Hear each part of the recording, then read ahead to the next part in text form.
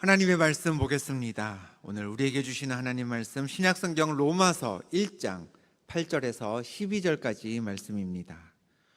먼저 내가 예수 그리스도로 말미암아 너희 모든 사람에 관하여 내 하나님께 감사함은 너희 믿음이 온 세상에 전파됨이로다.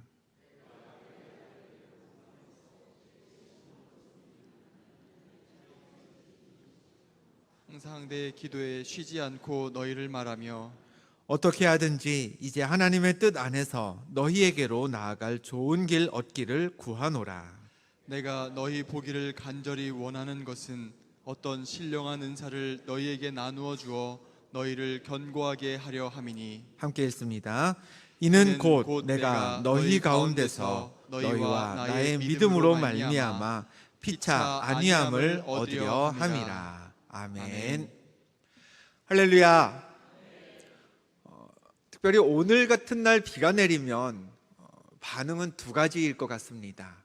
어린아이들은 왜 이런 날 비가 내리고 그래? 그러겠죠. 어디 가기로 약속돼 있었는데, 엄마 아빠랑 어디 가야 되는데 비가 내려서 안타까운 학생들, 어린이들이 있을 겁니다. 반면에 우리 부모님들 어떨까요? 야, 비도 오는데 어딜 가냐? 이만한 핑계가 없겠죠. 네. 예배하는 우리에게도 비가 내리면 반응이 두 가지일 것 같습니다. 예상이 되시죠? 비가 내리는데 오늘은 그냥 있자. 비가 내리지만 그래도 가야지. 내가 예배의 자리를 안 지키면 누가 있겠어. 네. 오늘 비를 이기고 이 자리에 오신 모든 성도님들을 하나님께서 어여삐 여기시고 그 삶에 하나님의 평안이 충만할 줄로 믿습니다. 오늘 예배하는 우리 모두에게 우리 찬송의 가사처럼 하나님께서 성령의 단비를 부어 새 생명 허락하여 주실 줄 믿습니다. 신약성경은 마태, 마가, 누가, 요한 이 네 개의 복음서와 몇몇 책을 제외하면요 거의 편지 형식을 띠고 있습니다.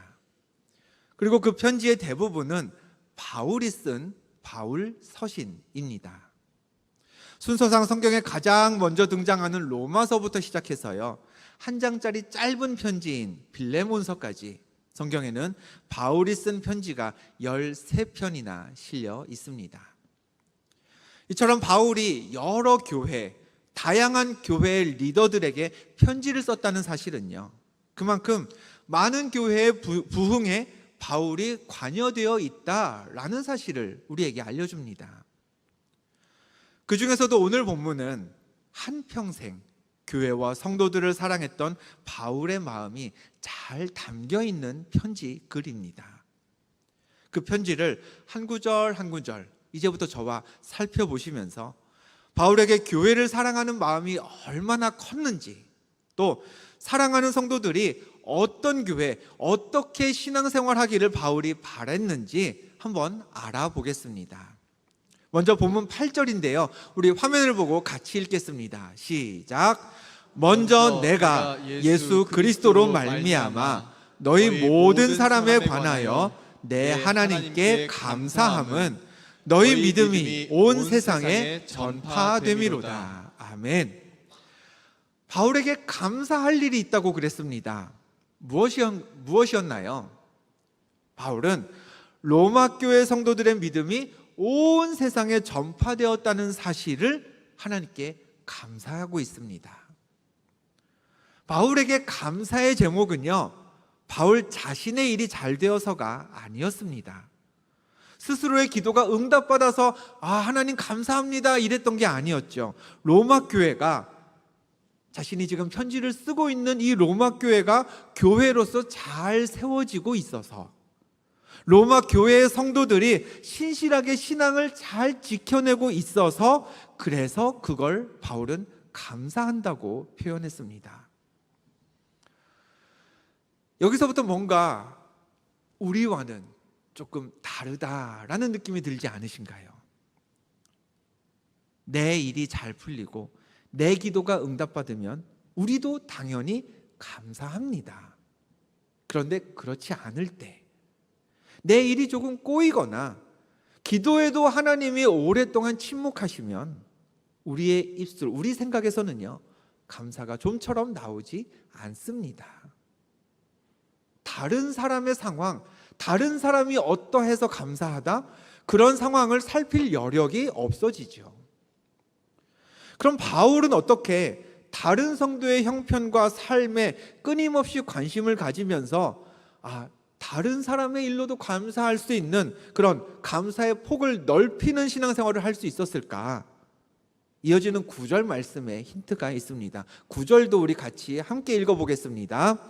내가 그의 아들의 복음 안에서 내 심령으로 섬기는 하나님이 나의 증인이 되시거니와 항상 내 기도에 쉬지 않고 너희를 말하며 라고 했습니다. 바울은요, 쉬지 않고 기도할 때마다 누구를 이야기했다고요? 로마 교회 성도들을 위해서 기도했다고 표현하고 있습니다. 바울의 기도에는 늘 로마 교회와 로마 교회 성도들이 등장했다라는 이야기입니다. 바울이 얼마나 로마 교회를 아꼈는지 알 수 있는 대목이죠. 우리의 기도를 돌아볼까요? 여러분의 기도에 여러분이 아닌 다른 사람은 얼마나 자주 등장할까요? 나랑 같이 찬양대 하는 아무개 권사님, 우리 속회 인도하시는 속장님, 강사님, 건너 알게 된 아무개 집사님네 아들, 그 집 딸, 그런 인물들이 여러분에게는 기도의 제목으로 등장합니까? 아니면 그냥 우리끼리 수다 떨 때의 소재로만 등장하고 끝인가요? 그 권사님네 이런 일이 있었대. 그 집 딸한테 그런 일이 있었어. 이야기가요, 그냥 여기서만 그쳐서는 안 됩니다. 그 소재가 그대로 우리의 기도가 되어야 합니다. 하나님, 아무개 권사님네 이런 일이 있었으니 그 가정에 평안을 주옵소서. 하나님, 그 댁에 그 집 딸에 이렇게 좋은 일이 있었으니, 아니면 이렇게 안타까운 일이 있었으니 하나님, 더욱더 하나님을 붙잡게 하여 주옵소서. 여러분의 기도의 폭을 넓히셔서요, 응답받은 감사의 폭도 함께 넓히실 수 있는 그런 복된 기도자가 되시기를 축원합니다. 바울은 자신의 기도에 항상 쉬지 않고 로마 교회 성도들이 등장했다고 했습니다. 생각해 보겠습니다. 그럼 바울이요, 로마 교회를 위해서 기도할 때 맨날 똑같은 사람만 놓고 똑같은 기도만 했을까요? 아닐 겁니다. 기도를 하다 보면요, 특별히 여러 사람을 놓고 기도를 하다 보면요, 특별히 작정하고 정해놓은 기도 제목이 아닌 이상 오늘은 이 사람이 생각나서 이 사람 기도를 하게 되었다가, 또 내일은 저 사람 생각이 나서 저 사람을 위해서 기도하게 되고 그렇게 됩니다. 쉽게 말해서 바울이 늘 로마 교회를 위해서 기도했다라는 얘기는요, 늘 모든 사람은 아니었을지라도 매일매일 이 사람 저 사람 다른 사람들을 떠올리면서 한 사람 한 사람 놓치지 않으려고 되도록 많은 사람들을 떠올리면서 그 사람들 한 사람 한 사람을 위해 계속해서 기도했다라는 이야기입니다. 기도에 오지랖을 부렸다는 뜻이죠. 그런데 알고 보면 바울보다 더 했던 분이 있습니다. 내 일 챙기기도 바쁜데 남 일에 너무너무 관심이 많았던 분이 계십니다. 온갖 사람의 상황에 다 간섭했습니다. 이분은요, 그분이 시각장애인이건 귀신 들린 사람이건 우물가에서 만난 여인이건 걷지 못하는 병자건 지나가다가 누가 부르면요, 이분은 그냥 지나치는 법이 없었습니다. 심지어 하늘에 계신 지금도요, 자기 일만 살피시지 않습니다. 우리를 살피시고요, 우리 기도에 귀를 기울이십니다. 누굴까요? 예수님이시죠. 예수님이 그러셨는데 또 바울도 그랬다면 우리도 그 기도, 그 길을 따라야 합니다. 교회 공동체를 구성하는 우리 기도에는요, 나만 있어서는 안 됩니다. 내 기도만 해서는 안 되는 겁니다. 쟤도 있어야 되고요, 걔도 있어야 됩니다. 어쩌다 소식 들은 그 권사님도 나와야 되고요, 예수 믿지 않지만 어려움 중에 있는 내 이웃집의 그분도 우리의 기도에 등장해야 하는 겁니다. 지난 겨울이었습니다. 한 청년이 큰 수술을 받았습니다. 위험한 수술이었습니다. 머리 쪽의 수술이었습니다. 근데 그것도 진료를 여러 병원에서 받았는데요, 만났던 의사마다 견해가 달랐습니다. 어떤 의사 선생님은 그냥 두는 게 좋겠습니다 라고 한 반면에, 또 어떤 병원에 가면 그냥 수술하는 게 낫겠습니다, 가는 데마다 다른 진단을 받았습니다. 그러니 이 청년도 수술을 쉽게 결정을 할 수가 없었습니다. 내가 하는 게 맞을까? 안 하는 게 더 안전한 걸까? 그러다가 오래 고민한 끝에 수술을 받기로 결정을 한 상태였습니다. 수술을 앞둔 주일 기도를 받고 싶다고 요청해서요, 예배를 드리고 나서 저와 이제 전도사님이 같이 만나 기도를 해주었습니다. 다음 날 청년이 수술을 위해서 병원에 입원한 날이었습니다. 제가 교회에서 다른 목사님들과 함께 있는데요, 우리 목사님 중에 한 분이 휴대폰을 보면서 말씀하시더군요. 아무개 청년 내일 몇 시에 수술한다네요. 그 얘기를 듣고 옆에서 다른 목사님이 말씀하셨습니다. 알아요, 나도 연락 받았어요. 그리고 났더니 저에게도 카톡이 왔습니다. 내일 언제 수술 받습니다, 기도해 주세요 라는 요청이었습니다. 알고 보니 이 청년은요, 저에게만 기도를 받은 게 아니었습니다. 담임 목사님께도 받고 교구 목사님에게도 받고 또 청년을 맡고 있는 저에게도 받고, 수술 전에 기도해달라는 카톡도 이 목사님한테도 하고 저 목사님한테도 하고 저에게도 하고, 청년부에 있는 친구들, 함께 봉사하는 집사님, 권사님들에게도 시간을 들여서 다 보내지 않았을까 싶습니다. 여러분, 건강한 교회는요, 그런 성도가 많아야 합니다. 내가 널 위해 기도할게 라는 말이 활발하게 오가는 건 물론이고요, 너 날 위해 기도해 주길래? 권사님, 집사님, 목사님, 저 위해서 기도해 주세요 라는 요청이 늘 넘쳐나야 합니다. 그래서 기도의 커넥션이 사방팔방으로 그냥 뻗어나갈 수 있어야 합니다. 그게 우리가 혼자 조용히 예배하지 않고요, 모여서 같이 예배하고 여럿이 함께 신앙생활하는 이유이기 때문입니다. 로마교회 성도들과 기도의 커넥션으로 이어진 바울은요, 본문 10절에서 이렇게 말했습니다. 어떻게 하든지 이제 하나님의 뜻 안에서 너희에게로 나아갈 좋은 길 얻기를 구하노라. 너희에게로 나아갈 좋은 길 얻기를 구한다. 표현 자체가 낯설긴 하지만 뜻은, 의미는 이거죠. 너희를 만나러 가고 싶다, 얼른 보고 싶다, 이겁니다. 바울은요, 로마 교회를 위해서 항상 늘 기도한다고 했습니다. 그렇게 열심히 기도했고 또 이렇게 정성껏 편지도 쓰고 있는데, 근데 그걸로 됐다고 끝내지 않았습니다. 로마 교회 성도들을 만나고 싶어 했습니다. 이유가 있었어요. 본문 11절 같이 읽어보겠습니다. 시작. 내가 너희 보기를 간절히 원하는 것은 어떤 신령한 은사를 너희에게 나누어 주어 너희를 견고하게 하려 함이니. 아멘. 바울이 로마 교회 성도들을 왜 보고 싶어 했습니까? 너희랑 있으면 참 편해, 마음이 늘 좋아, 너희랑 있으면 시간 가는 줄 모르고 내가 수다 떨 수 있어서 참 재밌어, 이게 아니었습니다.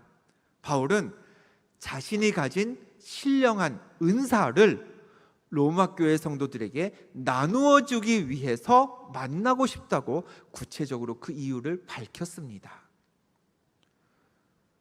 하나님 마음에 합한 교회에서는요, 복음을 받아들인 성도들의 모임이 이와 같아야 합니다.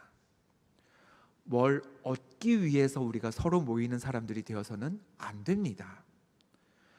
내가 저 모임에 들어가면 뭘 얻을 수 있을까? 내가 저 사람들과 같이 하면 어떤 유익이 있을까? 이런 마음으로 모이면요, 교회 안에도요, 실망하게 되는 모임과 만남들이 많이 있습니다. 성도는 무엇인가를 얻기 위해 모이지 않습니다.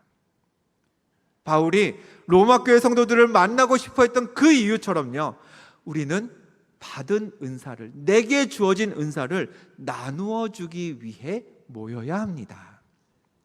말씀을 묵상하고 받으신 은혜가 있으신가요? 그 은혜를 나누려고 속회로 모이는 겁니다. 기도하며 받은 응답이 있으십니까? 그 간증 나누려고요, 선교회로 모이는 겁니다. 받은 응답이 없다면 앞서 말씀드렸죠. 내 기도가 응답받도록 날 위해 기도 좀 해주세요. 요새 뭐 기도가 필요한 일 없으신가요? 제가 당신을 위해 어떻게 기도해 줄까요? 모여서요, 그런 부탁이라도 나눌 수 있어야 합니다. 이렇게 은사를 나누는 게 성도가 모이는 목적이라면, 그럼 우리는요, 교회에 오면서 늘 받는 것, 얻는 것 없이 그냥 다 주기만 위해서 모여야 교회에 와야 하는 걸까요? 그렇지 않습니다. 오늘 말씀 제목이요, 주고 받는 신앙생활이죠. 나누어 주었으면요, 받아야 할 것도 있습니다. 뭘 받아야 할까요? 여러분 이 시간에 무엇을 받기 원하시나요? 은혜 받아야죠. 아멘. 위로도 받아야 합니다. 소망을 얻고요, 비전을, 꿈을 가질 수 있어야 합니다. 그런데 생각해 보겠습니다. 은혜, 위로, 소망, 꿈과 비전, 이건요, 누구한테 받아야 되는 건가요? 사람한테 받을 게 아닙니다. 하나님께 받아야 되는 거죠. 예배 중에 선포되는 말씀에서 은혜를 받아야 하고요, 함께 찬양하는 중에 위로를 얻고 소망을 회복할 수 있어야 합니다. 즉, 우리의 신앙생활은요, 분명히 주는 것도 있고요, 받는 것도 있습니다. 그래야 건강한 신앙생활이 맞습니다. 단, 그 방향성과 대상이 명확해야 합니다. 은혜와 위로, 소망과 비전은요, 받아야 할 것들은요, 하나님께 받아야 합니다. 그리고 은혜 받은 나에게 하나님이 주신 은사가 있다면, 내가 말씀으로 위로받은 후에 특별히 얻게 된 은사가 있다면, 그 은사를 교회로 모인 성도들에게 가서 모여서 나누어 주어야 합니다. 받을 것은 하나님에게, 줄 것은 함께 모인 성도들과 사람들에게. 이게 우리가 주고받는 신앙생활의 올바른 방향입니다. 오늘은 어린이날입니다.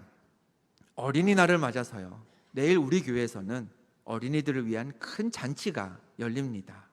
아마 비가 내리기 때문에 다른 곳 가지 않고요, 비가 예보되어 있기 때문에 어디 바깥으로 가시는 분들보다 교회 안으로 오시는 분들이 더 많아지리라 예상됩니다.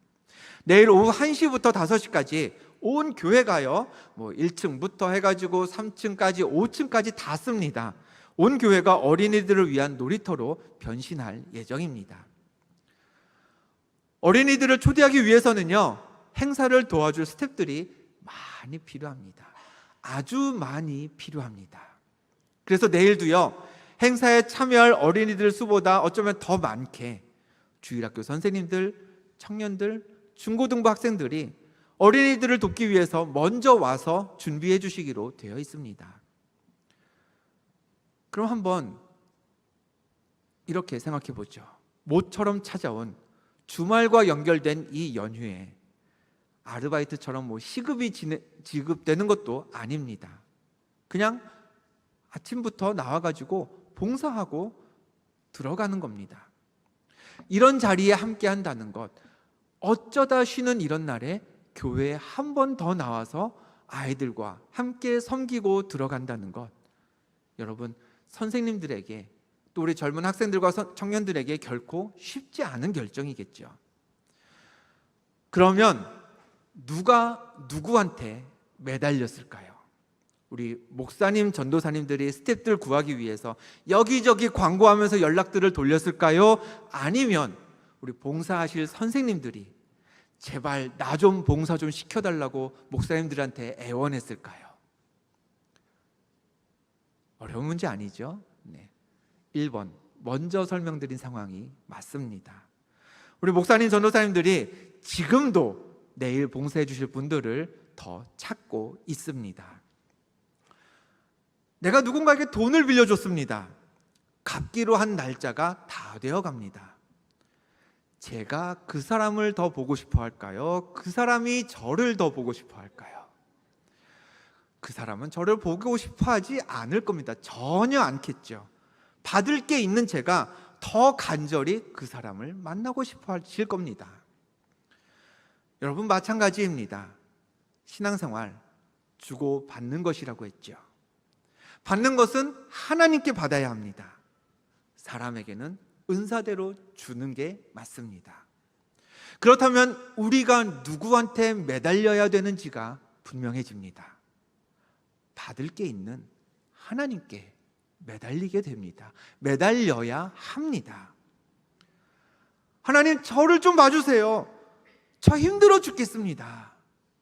하나님, 어떻게 좀 살려주세요. 해결 좀 해주세요. 은혜에 목마릅니다. 소망이 없습니다. 하나님이 채워주셔야죠. 하나님이 보여주셔야죠. 이렇게 하나님을 의지하고 하나님을 찾는 게, 그게 더욱더 간절한 우리의 신앙생활이 되어야 합니다. 반면에 사람에게는요, 매달릴 필요가 없습니다. 의지해서도 안 됩니다. 내가 하나님께 받은 것을 나눠주는 게 우리가 모이는, 우리의 모임과 관계의 핵심이라면요, 사람을 매달린다고 해서, 사람에게 의지한다고 해서 유익할 게 하나도 없습니다. 사람에게 위로받고 사람에게 힘을 얻으려다가 실망하지 말고요, 받을 건 하나님께 받아야 합니다. 하나님께 매달려서 얻어내야 합니다. 그래서 사람에겐 받은 은사를 나누어 주는 신앙생활을 해야 되고요, 그게 구원받은 하나님 자녀로서 해야 할 바른 신앙생활입니다. 그렇게 주고받는 관계가 명확할 때 우리에게 어떤 유익이 있을까? 본문 11절 마지막 부분을 우리 자막을 보고 읽습니다. 시작. 너희를 견고하게 하려 함이니. 아멘. 교회는요, 은사를 나눠주는 성도들이 많아야 견고해집니다. 얻으려는 사람들만 모이면요, 시끄러울 뿐입니다. 위태하고요, 흔들립니다. 받은 은사, 받은 은혜, 내가 받은 응답, 내가 받은 간증을 나누는 게, 그게 교회를 견고하게 세우는 길입니다. 우리가 받은 은사를 서로 나누면, 그러면 교회만 견고해지고 끝이냐? 아닙니다. 본문 마지막 12절 한 번 더 같이 읽겠습니다. 이는 곧 내가 너희 가운데서 너희와 나의 믿음으로 말미암아 피차 안위함을 얻으려 함이라. 아멘. 필요한 것은 하나님께 받고 성도들의 공동체가 받은 은사를 서로 나누는 모임이 되면요, 그래서 예수 믿는 우리가 다 하나님 외에는 서로 매달리지 않고 의지하지 않게 되면, 그러면 교회도 건강해지고요, 신앙생활하는 우리도 피차 서로가 안위를, 평안을 누리게 된다고 바울이 알려주고 있습니다. 반딧불이의 무덤이라는 일본 소설이 있습니다. 2차 세계대전 직후 혼란스러운 일본 사회에서 힘겹게 살아가는 한 남매의 이야기를 다룬 소설인데요, 일본에서 여러 문학상을 수상하기도 했고요, 또 근래에는 유명한 스튜디오에서 애니메이션으로 만들어지기도 했습니다. 이 소설의 작가 노사카 아키유키의 딸이 학교를 다닐 때였습니다. 국어 시간에 아버지의 작품, 이 반딧불이의 무덤이라는 작품이 언급되었습니다. 선생님이 이런 숙제를 내주었답니다. 이 작품을 집필했을 당시 저자의 심경을 상상해 보아라. 딸은 간단했겠죠. 집에 와서 아빠에게 물었습니다. 아빠, 이거 쓸 때 무슨 심경이었어요? 계약서에 기재된 마감 시한이 임박했어서 기한 안에 완성해야겠다는 필사적인 심경으로 썼어. 딸은 마감에 쫓기는 긴박한 작가의 심정을 자세하게 써서 다음날 과제로 제출했습니다. 그리고 그 과제는 오답 판정을 받았습니다. 그런 말이 있죠. 글은 작가의 손을 떠나면 더 이상 그의 것이 아니다. 작가의 의도와 상관없이 독자마다 저마다의 상상을 하고 저마다의 해석을 붙이기 때문에 그래서 생긴 말일 겁니다. 교회를 세우신 하나님께서 지금 이 땅의 교회를 보시면 어떻게 생각하실까요? 저자의, 지은 이의 의도가 잘 묻어나고 있다 여기실까요? 모이긴 잘 모이는데 모인 사람들마다 서로 상대방에게서 유익한 것만 얻으려고 모인다면, 얻을 게 없는 모임은 그래서 참여하지 않으려 한다면 저건 내가 교회를 만든 의도가 아닌데 생각하지 않으시겠습니까? 신앙생활에는 주는 것, 받는 것 둘 다 필요합니다. 그러나 구분은 되어야 합니다. 하나님에게는 얻으시길 바랍니다.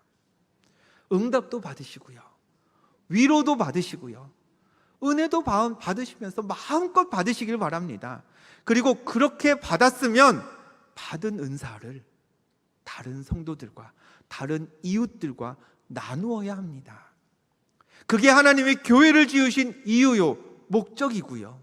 그 이유와 목적을 잘 지키는 건강한 교회가, 하나님 마음에 합한 교회가 그와 같은 모습을 가진 교회입니다.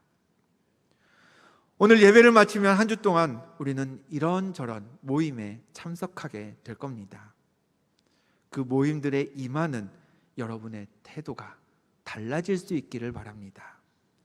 재미를 얻고 지식을 얻고 위로를 얻으려 하기보다 내가 받은 위로를 전하고 내가 받은 은혜를 나눠주는 하나님의 자녀가 되시기를 축복합니다. 기도해 주겠다고 먼저 말할 수 있는 주님의 사람이 되기를 축복합니다. 그리고 다시 이 자리, 이 예배의 자리에 왔을 때 하나님을 찾고 하나님을 의지해야 합니다. 하나님, 사람들에게 베풀어야 되는데 내가 베풀어야 할 은혜가 딱 끊겼습니다. 나에게 새 은혜, 새 힘을 공급하여 주옵소서. 새로운 지식으로 하나님을 더 헤아리게 하시고 새로운 힘 얻어서 새로운 소망을 보고서 그 소망을 세상에 전하게 나를 지금 예배 가운데 채워 주옵소서.